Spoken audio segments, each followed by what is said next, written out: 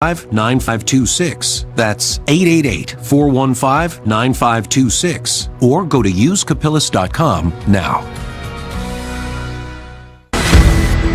A trial that will not only judge his nephew, but the Kennedy family itself.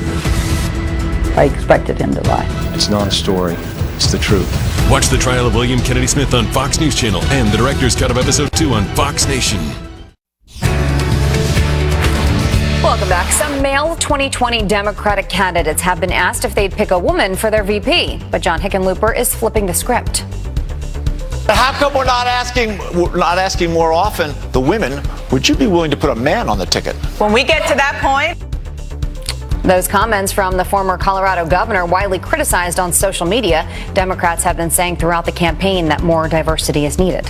Okay, and finally, this seductive ice cream man is in the UK is melting hearts around the world.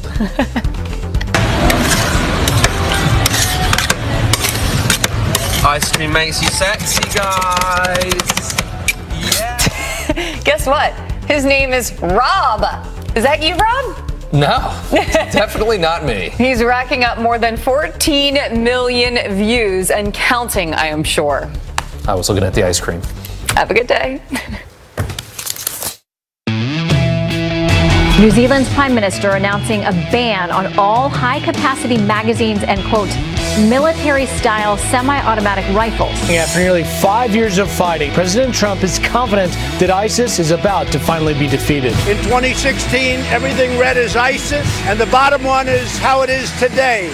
Secretary of State Mike Pompeo visiting the new U.S. Embassy in Jerusalem. He will also visit Christian and Jewish holy sites today. Kellyanne Conway defended the president's attacks on her husband. Quote, you think he shouldn't respond when somebody, a non-medical professional, accuses him of having a mental disorder? 2020 Democratic candidate Kirsten Gillibrand. She wants to give Social Security to illegal immigrants. In this country now, you must have the right to pay into Social Security. No instant millionaires this morning, which means, yep, that Powerball jackpot just hit a new record, swelling to $625 million. And this is my turn.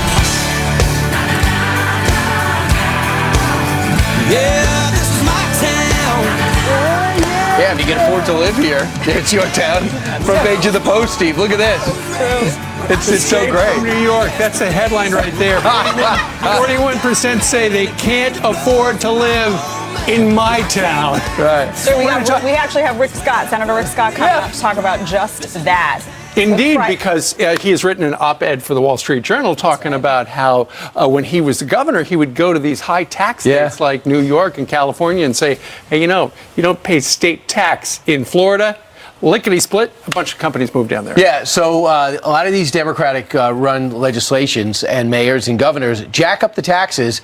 The people leave, so the Democrats leave the blue states and go to the red states and then start flipping those states until they start jacking up those taxes. Soon we'll run out of country. Yep. Meanwhile, Rick Scott on a little bit later to talk about that. Half hour. Meanwhile, we're going to go right to a Fox News alert. Overnight, a sweeping gun ban in New Zealand days after the deadly mosque attacks.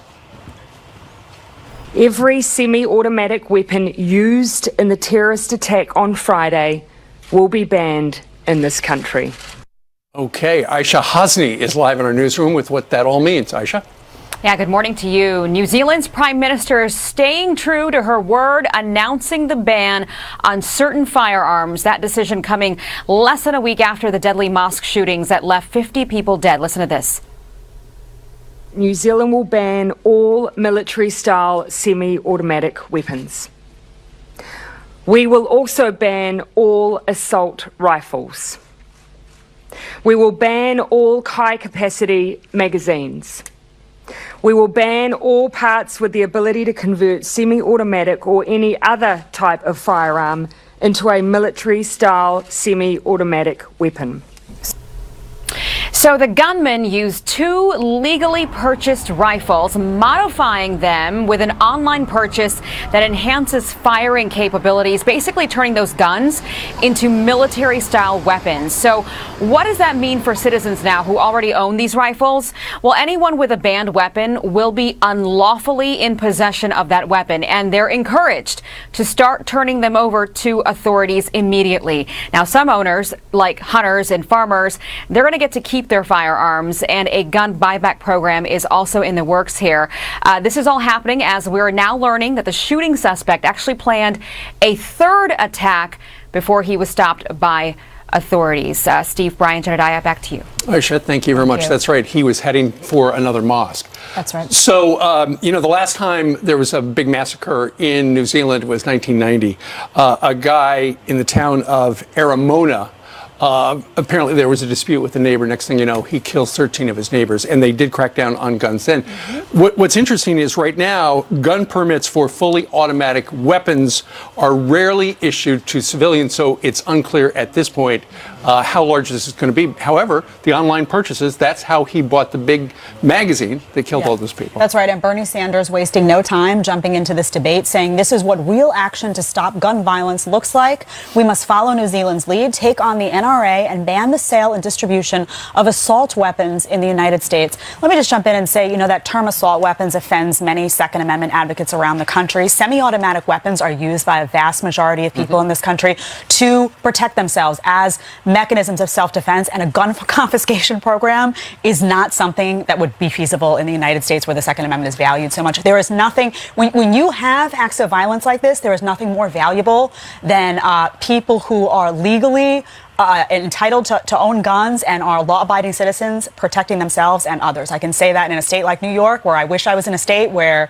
there was better gun laws. Let's just say that. Well, there are plenty of them here. Yeah, no, I mean, when I say better gun laws, I mean more freedom for Second Amendment advocates, too. You don't know if there's a pushback. They don't have a Second Amendment over there. And I just don't know if criminals, cold-blooded killers, would think twice about finding a way to get a weapon and do exactly what they did. They just would be assured now that there was nobody else with a weapon to be able to stop them who wasn't in a uniform. Meanwhile, at 5 minutes after the top of the hour, we showed you these a couple of days ago. At about 2 and 3 o'clock in the morning, hundreds of illegals crossed the border in the El Paso region, and not so much being a danger, saying, I want asylum. Right. And then we heard from Griff Jenkins that they're already up to capacity in the holding centers, including ICE holding centers. So today they have to take additional action, and you're not going to like it. Right. What you're talking about, Brian, is they arrested 400 migrants who are in the country illegally in 5 minutes. So what they're doing, because they are at capacity, they've got 3 ICE centers that can hold 1,000 or 2,000 people each. They're brimming with people who are in this country illegally, and because they want to make sure that people are safe, and because of overcrowding, they are starting to release people. They're giving them a note, hey, come back on this day. Some of them are going to wear, I think it's, if you have a family, they're going to give you a tracking device, an ankle bracelet, so they can make sure that you do come back when you're supposed to come back. Yeah, this is all very scary. Obviously, we've been talking about how many are saying this is a manufactured crisis. When you look at information and statistics like this, it's very hard not to acknowledge that this is, in fact, an emergency. And in the midst of all this, Democrats, like Senator Kirsten Gillibrand, who is running for president, comes out and says illegals must have the right to Social Security. Yep, to Social Security. Take a listen. We need comprehensive immigration reform. If you are in this country now, you must have the right to pay into Social Security, to pay your taxes, to pay into the local school system, and to have a pathway to citizenship. We have no idea who they're letting out, but we know this. There's a whole bunch of people here in this country that want to give them immediate access to our social system, and now they want to give them retirement. It's insane. Well, think about it. Right now, if you're in the country illegally, we do provide health care. When you go to the hospital and you need health care, and there are various state programs as well. So now, in addition to healthcare, a retirement program, which how many times have we heard in the last 20 years is on the verge of collapse. So once again, that is something she is suggesting out on the trail. But we've heard a lot of stuff on the trail lately. Get rid of the Electoral College, term limits for the Supreme Court, and At the same time, maybe we should add more people to the Supreme Court. In other words, pack the Supreme Court, which we're hearing a lot from people out on the campaign trail mix-up. Watch this. And it's a montage. We've got to make some kind of structural reform to depoliticize the Supreme Court. First, they steal a Supreme Court seat, then they turn around and change the rules on filibuster. Yeah. All the options are on the table. Term limits for Supreme Court justices might be one thing. What if there were 5 justices selected by Democrats, 5 justices selected by Republicans, and those 10 then pick 5 more justices independent of those who chose the first 10? Why don't we fill up a stadium with judges and make them all wear gowns, and then we'll vote and we'll make them decisions. It'll be 35,000 against 27,000. Therefore, the objection sustained. It would become like a legislature. Yeah, it would be great. So that's a fantastic idea. How many idea. is too many? I mean, could it really though? Think about it. Who's going to pick the number? And when elections change hands and it goes Democrat, Republican, are we just going to have no? I want 30. No, I think 40 is better. No, let's get another 10. Where does it end? Right. FDR tried to do it. And that failed miserably. Joe Biden is currently leading in a bunch of polls, right? Listen to what he said once upon a time about packing the court. President Roosevelt clearly had the right to send to the United States Senate and the United States Congress a proposal to pack the court. He was legalistically absolutely correct, but it was a bonehead idea. It was a terrible, terrible mistake to make, and it put in question for an entire decade the independence of the most significant body, including the Congress, in my view, the Supreme Court of the United States of America.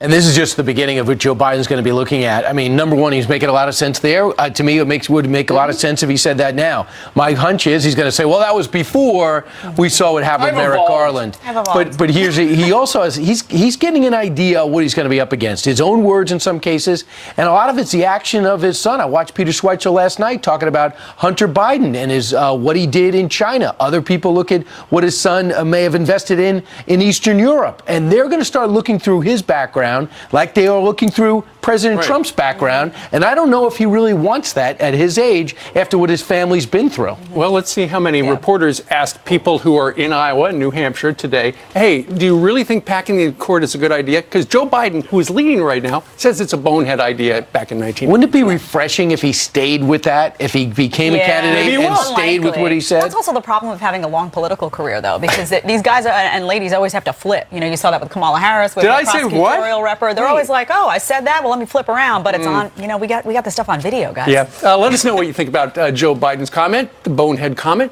Email us, friends@foxnews.com. We're also on Facebook, as is Jillian Milley, who joins us right now. Yes, that's very true. Good morning. Good morning. Let's start with the Fox News alert and get you caught up on this story that we're following. Secretary of State Mike Pompeo visiting the new U.S. Embassy in Jerusalem. Pompeo is in Israel on the second leg of his trip to the Middle East and will visit several holy sites today.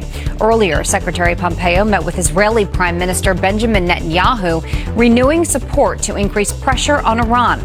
Pompeo heads to Lebanon next. The sheriff's deputy murdered in a Washington state shootout now identified. Deputy Ryan Thompson was shot and killed while responding to a road rage call. The suspect was also shot and killed. Rookie police officer Benito Chavez is recovering from a gunshot wound. Deputy Thompson was a 14-year department veteran. He leaves behind a wife and 3 kids. 12 law enforcement officers have been shot and killed this year. Kellyanne Conway is sticking up for President Trump after he attacked her husband on Twitter. The counselor to the president tells Politico he, quote, left it alone for months out of respect for me, but you think he shouldn't respond when somebody, a non-medical professional, accuses him of having a mental disorder? You think he should just take that sitting down? The war of words heating up this week when Conway said the president had a mental illness, and President Trump fired back saying Conway is jealous of his wife. The Powerball jackpot swelling to $625 million after no one won last night. It's now the 4th largest prize ever, and it could get even bigger. Imagine that. But don't forget to check last night's tickets for smaller prizes. The winning numbers are 10, 14, 50, 53, 63, and the Powerball 21. The next drawing is Saturday. The only thing I ask is if you're going to have Powerball at the counter, can you have a separate person do it? Because I don't want to buy Gatorade and wait 20 minutes for you to pick out numbers, and you're not going to win, and I'm delayed 10 minutes. So I was a cashier. My first job, I was a cashier, and I typically manned the station that was groceries on this side and Lotto on this side. Thank you. That was a brilliant story. And when people would come in, they would give you the $2 and say, pick me a winner, right? Yep. That's just how it works. I'll be buying my tickets at 9 o'clock. As an American. All right, Jillian, thank you. Thanks, Jillian. Meanwhile, he lost the race for governor of Florida, but Andrew Gillum says he knows what it takes to win the White House. 1 million new voters. Parents, because she told them she did not want to go to college and she was pushed, the source added. She has been passionate about her career and wanted to work and was doing well, but that wasn't enough. Her parents had said she would have to juggle college and her career. Now she's devastated because everything she built imploded before her eyes. She feels they ruined everything. So the question there, of course, is if you have a kid and they're trying to tell you, listen, I don't want to go down this path. I'm doing this. I'm being successful. This is where my heart is. Should you just listen to them? And why was there this extra push and this passion? Was that really for the parents and not for her at all? Well, we were having this conversation yesterday. When are you really an adult? You're in your 30s, so you trust your parents, and it was a bad call. Meanwhile, the USC Student Council is investigating over 60 students who got in the school in questionable circumstances. Of the 60, 57 of the allegations have been unfounded, so it sounds like they're going to be staying, but they are still looking at 3. And then not far from USC is UCLA, who has had for the last year or two somebody by the name of Lauren Isaacson on their elite women's soccer roster. There she is right there. Yeah, number 41 on the team. She made the roster. She actually showed up for practice for a year in 2017. The only problem with her going to one of the elite schools with great programs in the country, Division I, is she has no experience playing the sport of soccer. A little. She has a little experience. No, it says Davina and Bruce, her parents, spent over $600,000 to get Lauren and her sister into UCLA and USC using fake credentials. She played on the team. She had to show up for a year, according to the indictment. So her parents are in a lot of trouble. She's humiliated. And again, they went to the ancillary non-revenue sports to try to break the system. Yeah. Bringing the topic of the power of the rich and the well-connected to the surface, and also the topic of whether or not parents should be pushing kids into areas that the parents can then go boast about but aren't necessarily the right avenues for the kids or deserving. Maybe the kids haven't earned those positions. So those two topics can be hot topics. Earned it. Meanwhile, 10 minutes after the hour, 2020 Democrats are all about social justice, but our next guest, Thomas Sowell, calls that platform. As members of the Democrat Party tout social justice as the fix for all of America's problems today, one economist is saying we cannot help people by giving them more opportunities by forcing an attractive vision on them, and to do so could actually make the problems worse, even though you might be well-intentioned. Here to explain why is the economist Thomas Sowell himself. He's a senior fellow at the Hoover Institute and author of Discrimination and Disparities, which is out now, and also has an enlarged edition. So you say, biases are out there, but you haven't seen a social program that corrects it yet. There are biases. Of course there are biases. There have always been biases. But you can't from that deduce that every time you see disparities, there are biases. And in fact, in the book, I go into any number of areas where there is no bias. And there's still great disparities. One of the things, for example, is that even in families with 5 children, when you look at National Merit Scholarship finalists, the firstborn is the finalist more often than the other 4 siblings combined. Now, I don't think that's because the parents are biased or anyone else is biased. It's because the circumstances are what they are. Everybody seems to be talking about race these days as if I imagine it was in the 1960s, especially in the Democratic side. Every time we talk about a wall, it's not about a structure, but about xenophobia. It's about racism. It is clearly an imperfect, unfair, unjust, and racist capitalist economy. Racist thinks he's racist. And his language hurts people. His language is causing pain, fear. Every other candidate calls him a racist. What's your take? I've seen no hard evidence, and unfortunately we're living in a time where no one expects hard evidence. You just repeat some familiar words, and people react pretty much the way Pavlov's dog was conditioned to react to certain sounds. You write in some of your past books, you were like, when you were going through school, you were a Marxist for a while. You said that makes the most sense. What changed you to a guy who embraces the free market? What did you learn? Well, unfortunately, I didn't learn it in school as I should have, but when I got to the point of doing my own research, then began to pile up facts, it then became painfully clear that the theory really didn't work in the real world. Why today do you feel as though most of the next generation seems to be open to over 50% embraces socialism? What happened? What happens is that I guess they no longer look at facts, or the schools aren't teaching them, because this great fervor for Bernie Sanders was occurring at the time when Venezuela, with one of the world's largest reserves of oil, people were going downhill in their living standards and were hungry and desperately fleeing to neighboring countries. But none of that has made a dent. But I suspect that most of those people who are out there cheering for Bernie Sanders haven't even bothered to look into that. Thomas, and lastly, just about your life as a one of 9, raised by your great aunt and her 2 adult kids, moves to Harlem at a young age, forced to drop out of school at 17, first to get past the 6th grade in your family, and you end up being one of the most respected intellects in the country. What can we learn about your journey while serving in the Marines, by the way? Well, one of the things you can learn is that the public school system was a lot better in those days than it is today. And one of the things in those days, they had ability grouping. So even if you went to a school in the middle of Harlem, as I did, if you were in the group in the high ability group there, you got a very good education that someone living where I lived has very little chance of getting today. Right. Another factor is, of course, they were not priced out of a job by minimum wage laws. Wait a second. I thought minimum wage was a compassion for the worker. That's what they say. Studies done by the National Bureau of Economic Research and others show that, in fact, the actual earnings of workers have tended, at the bottom, have tended to go down. 1, because they don't have jobs at all in many cases, and 2, even when they have jobs, the hours are cut back. I mean, it's the first thing you learn in economics, that as the price goes up, the quantity purchased goes down. When you make labor more expensive, people work fewer hours and fewer people work at all. Doesn't seem like people are listening to that. Great book, brand new one, Discrimination and Disparities. Thomas Sowell has it. His life story is something we should all study, and this book is your latest example. Thomas, thanks so much. Thank you. All right, so that was then. Here's next. But artist Doug Wager says, quote, "It's freedom of expression." There you go.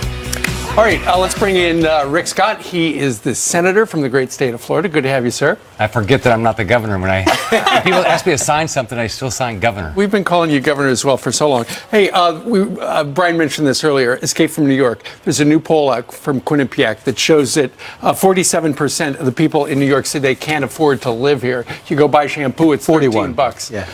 And it's very, very expensive to live here. 1 million people have left New York since 2010. And in Wall Street Journal op-ed, you talk about how after Alexandria Ocasio-Cortez and others convinced Amazon to pull the plug on the New York location, you made a pitch for Amazon to move to Florida. Yeah, I want all the jobs. In my 8 years, we added 1.7 million jobs. I grew up in a family, didn't have work. Here's the reason why people are coming. Lower taxes, weather is better. It is a lot better down there. But the tax structure up here doesn't make any sense. What New York has done, what Connecticut has done. I said in thank you notes, thank you, Governor Cuomo, raise more taxes when more people are moving. I mean, look at real estate prices. Our real estate prices are going up. New York's real estate prices are going down. Even Ocasio-Cortez's mom has moved. I mean, and she said, yeah, because she said she can't afford the taxes up here. It makes it, you can't, and think about, companies are competing globally. Who's going to pay them more money because they just pay higher taxes. Keeping more of your hard-earned cash It's your and money. having an environment that incentivizes small businesses. I mean, it seems like an obvious choice to me. Dynasty Financial Partners actually moving from New York to downtown St. Petersburg. Do you come to states like New York and recruit? Do you come and talk to business communities and say, listen, you may be struggling here, here's what we can offer you?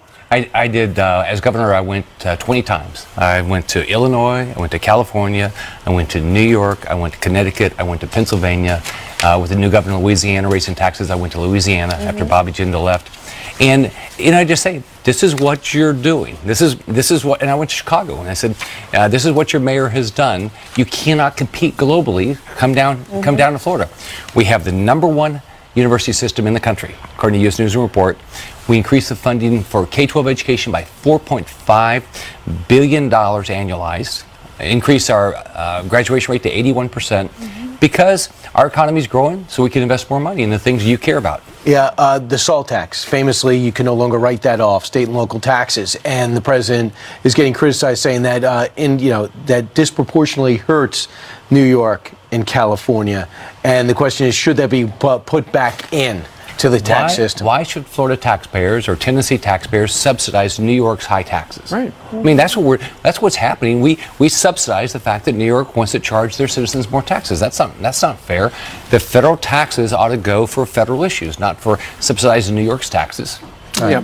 Let's talk about something else. Down in Florida, he ran for governor. Andrew Gillum is now, through his Bring It Home Florida group, he's got a plan to try to register 1 million more Florida voters. Right now, there are more Democrats by a couple 100,000 than Republicans. It's always a good idea to have as many people vote in a state as possible, isn't it? Yeah. Register to vote, but make sure you do it. We don't want any fraud. Now, Andrew Gillum's policies will decimate our state. High taxes. Look at the Democrats right now. Just think about what they're talking about. The Green New Deal. All right, shut down air travel, get rid of fossil fuels. Medicare for all means you're going to lose your health insurance. Not just you lose your doctor like we did under Barack Obama. Now you're going to lose all your health insurance. So no one believes in these ideas. I mean, maybe the far left does. So, but Andrew Gillum, get people registered to vote.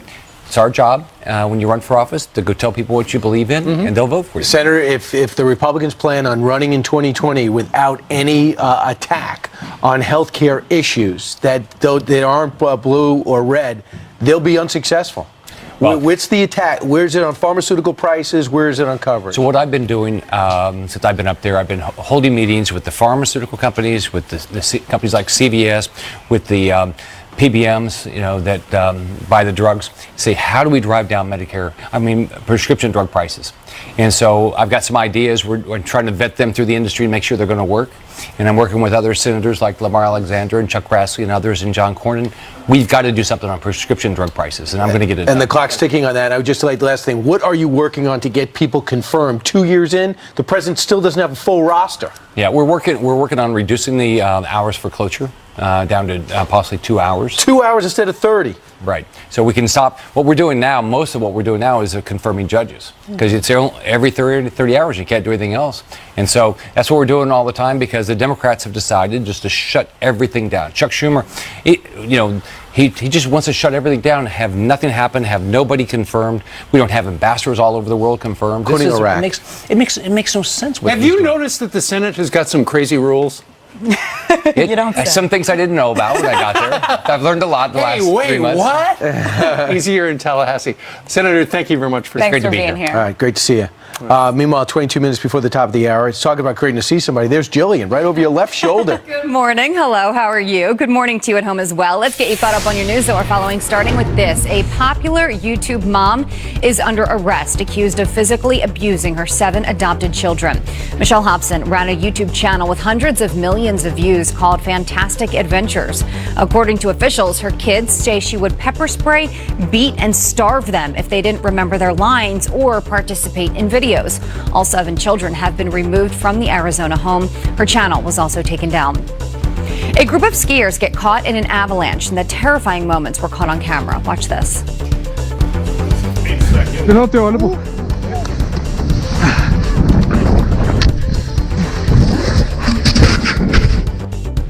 Wow. The avalanche sweeping the skiers down a mountain in Austria. No one was hurt, but a rescue team was called in to save the skiers from the snow. A college Republican says he was kept out of student government because of his conservative beliefs. UMass sophomore Richard Cullen says he was grilled over his ability to work with others. School senators voted against confirming him, leading to applause. He served on the student senate his freshman year before taking time off. Let's look at your headlines. I will send it back to you. All right. Thank you, Jillian. 20 minutes before the top of the hour in Janice Dean. This is the first full day of spring. Isn't that exciting? And we're going to get some spring showers today across the Northeast. Maybe a little bit of snow depending on where you live. Let's take a look at the maps. I'll show you where it is too warm for snow here in New York City. We have a coastal low that's developing. If it was a little bit colder, we would be dealing with a lot of snow. It's going to strengthen off the coast in the next couple of hours and bring mainly rain for the coastal locations, but interior sections as it pulls in some Canadian cold air could get several inches of snow over the next several hours. So that's something we're going to be watching. And of course, we're still going to be monitoring the flooding potential across the Midwest. That is going to be a big story as we go through the next several weeks. All right, back inside. All right, Janice, thank you very much. All right. Thousands of hotel guests spied on and live streamed online. What? The insane story. Yep, that's coming up. All right, and should the Supreme Court be expanded? I can't answer that question, but you know who can? Judge Andrew Napolitano. It might be a big opening for you, Judge. I never thought of that. Justices selected by Republicans, and those 10 then pick 5 more justices. A plan where you have 15 justices, 5 appointed by Democratic presidents, 5 by Republican, and then the other 5, they can only be seated by unanimous consent of the other 10. But while more Democrats are open to a bigger bench, our next guest thinks the Supreme Court should stick with 9 justices and says history proves it. Not a surprise to know Judge Napolitano feels that way. He also hosts the Liberty File on Fox Nation. Judge, are you surprised we're in this conversation? Yes, I am. We haven't had a conversation like this. Well, we haven't had this conversation. In our lifetimes. Right. The country last had a conversation like this in 1937. This is offered by Franklin Delano Roosevelt. He was elected in 32, re-elected in 36. When he offered this was so unpopular in 1937. The proposal was, because the court had been invalidating a lot of New Deal legislation, the president could appoint an additional justice for everyone on the court who was 70, up to a maximum of 15. It became so unpopular, even amongst Democrats, even amongst people that wanted Roosevelt's proposals to be found constitutional. He washed his hands of it and at one point denied that he even was behind proposing it. Here's the issue. The whole purpose of an independent judiciary is to be anti-democratic, to preserve the life, liberty, and property of individuals from the majority. The Democrats want to turn the court into a sort of legislature. Right. If a president could add, or the Congress could add, or the court itself could add new justices every time there's some sort of a controversy, it will look and act like a legislature, and it will cease to be a court. I don't remember this conversation during the last presidential outing back in 2016. No, we didn't have this conversation then. And listen to... But we have it now because the Democrats do not like the fact that Donald Trump gets to pick. Correct. You know what? Then they should change the Constitution, which they can't do because the Constitution makes it clear. The president chooses, the Senate confirms, or, and as in the case of Robert Bork, rejects. So, look, listen to these words. The Democrats claim they are unpacking the court, that the court has already been packed. Good Why? spin. Because the President of the United States, pursuant to the Constitution, got to appoint 2 brilliant traditionalist-style conservative/libertarian jurists in Neil Gorsuch and Brett Kavanaugh. They consider that packing. Yeah, I think a lot of this is spitefulness over Merrick Garland didn't get his committee hearing. Spitefulness, then double whammy with Kavanaugh, who they tried to oust and got through. I believe that Judge Garland was treated unfairly. Judge Bork was treated unfairly. Then Judge Thomas was treated unfairly. Then Judge Kavanaugh was treated unfairly. These things happen. They are not a basis for attacking the integrity of the institution. An Ohio student suspended from making a battlefield cross tribute to fallen soldiers as part of a history project. Yep, 8th grader Tyler Carlin replicated this battlefield cross by using a Nerf dart blaster, a helmet, and a pair of black children's boots. But his project resulted in, get this, instead of an A 3-day in-school suspension. Here on how he's fighting back is that 13-year-old Tyler Carlin, student at Salina Middle School, along with his attorney, Travis Faber. Tyler, so thank you both for being here so much. Tyler, tell us a little bit about what happened here. You got permission to do this project from your teacher. The teacher knew what was going to be involved in this project. You come to school that day with the project, and what happens? When I brought the project to school, I made it into the building, and then we started to walk down the class, and then administrator from the office took the monument and brought it into another room. And what did he say to you? Well, they said they're gonna take my monument, and then I could possibly get a suspension for it, and then I can go back to class. Why? They said that because I think that they think that it was like a gun, but this was actually a monument. And a Nerf gun. Mm-hmm. Yep. Yeah, so their issue is that they say that the Nerf gun resembled a gun, and that was a violation of the school policy. We actually have a statement from the Salina City School saying the board will not be making any statement that violates a student's general right to privacy. So a non-statement. A non-statement. Travis, when you, first of all, you see this is a project he had discussed with his teacher. It seems like this is not a problem with the teacher, but a problem with the administration. And that's exactly what we think it is here. We think this is an administration that just frankly wasn't using common sense. When I first heard about this, I got in contact with the school immediately and said, this must be a mistake. Can we delay the suspension so we can investigate what happened? The school absolutely refused to delay the suspension. After he had started serving the suspension and we had some time to look into this, we said it's ridiculous. Can you make the suspension go away? And apologize to Tyler for what you did, and we'll make this all go away. They refused to do that. And the teacher, right, go ahead. And here's the thing, Travis. The teacher knew the assignment, gave the assignment. He told the teacher what he was going to do, and the teacher has disappeared. He's MIA, pun intended. Tyler, why did it mean so much to you to salute the fallen soldier this way? This means so much to me because that was the last chance that the military, their friends, got to say goodbye to him, and then they have to go back out and fight.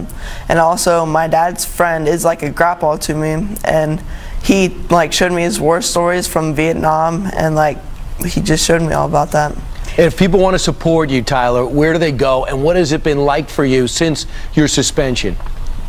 The suspension, it was I just sat in a room all day, and then an administrator thought that it was stupid that I got this, so she bought me a donut and played cards with me. And this is for honoring a fallen hero. It's actually unbelievable. Tyler, many veterans have rallied around you. One in particular wanted to speak on your behalf at a board meeting. What has been the reaction in the community? Are people being outspoken on your behalf? The community is standing behind me on this. They held a protest, and it is still going on today. Travis, what can you do for him? You just want his record expunged. You're not looking for money, right? You want just justice. You know, at this point, we're going to do whatever we have to make this right. We would like the school to expunge his record so that this suspension doesn't show up on his permanent record. We would like the school to apologize not just to him, but to the staff sergeant that showed up at the school board meeting and wasn't allowed to talk during their public comment. And we would also like the school to do something that respects fallen soldiers. Something we've suggested to them is to build a monument on school grounds. Tyler and Travis, thanks for sharing your story. Tyler, I feel bad for you. I'm glad you're standing strong, and we'll follow it, we promise. Thanks so much. Thanks for having us. All right, you got it. Coming up next hour, we change gears. Getting real about rural America.